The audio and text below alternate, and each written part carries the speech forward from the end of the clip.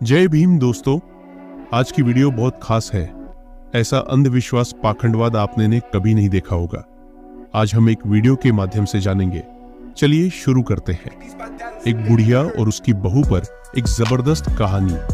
एक समय की बात है, एक गांव में एक बुढ़िया अपने बेटे और बहू के साथ रहती थी। वह कुछ ऊंचा सुनती थी। उसके बेटे की शादी हुए 3-4 साल हो चुके थे। कोई बच्चा नहीं हुआ था। बुढ़िया परेशान रहने लगी थी। एक दिन वह गांव में एक ब्राह्मण भगत के यहाँ उसके दरबार में गई। भगत के ऊपर देवता की सवारी थी। बुढ़िया बोली, महाराज, मेरी बहू को अभी तक कोई बच्चा नहीं हुआ, मैं क्या करूं? भगत बोला, जा गौमूत्र लेकर आ।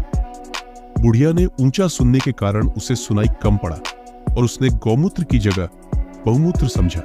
फिर वो वहां से घर गई और अपनी बहू से बोली, ओ बहुरिया, एक कटोरे में अपना मूत्र दे दे। इस पर बहू ने पूछा, मूत्र किस लिए मां जी? बुढ़िया बोली, भगत के सिर देवता सवार है, इसलिए उन्होंने मंगाया है। बहू ने पीछा छुड़ाने के लिए कटोरे में मूत्र कर दिया और अपनी सास को दे दिया। वह बुढ़िया मूत्र का बर्तन लेकर वापस भगत के दरबार में गई। भगत के सिर पर सवार देवता बोला, बुढ़िया ले आई? बुढ़िया बोली, जी हाँ महाराज। भगत बोला, ला दे। बुढ़िया ने वह मूत्र का बर्तन भगत को दिया।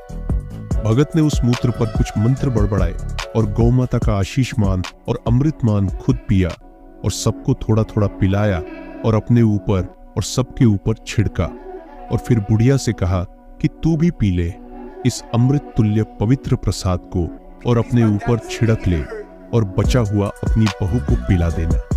अब इसे मंत्रों से सिद्ध किया जा चुका है, तेरी बहू को बच्चा हो जाएगा। बुढ़िया खुशी खुशी घर गई और बहू से बोली, यह प्रसाद पी ले।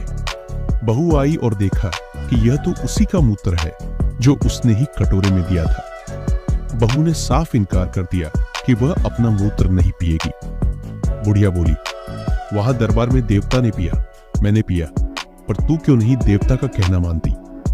बहू बोली, देवता के 7 पुरखे मूत्र पी ले और तुम्हारे 7 पुरखे पी ले, पर मैं तो अपना मूत्र नहीं पीऊंगी।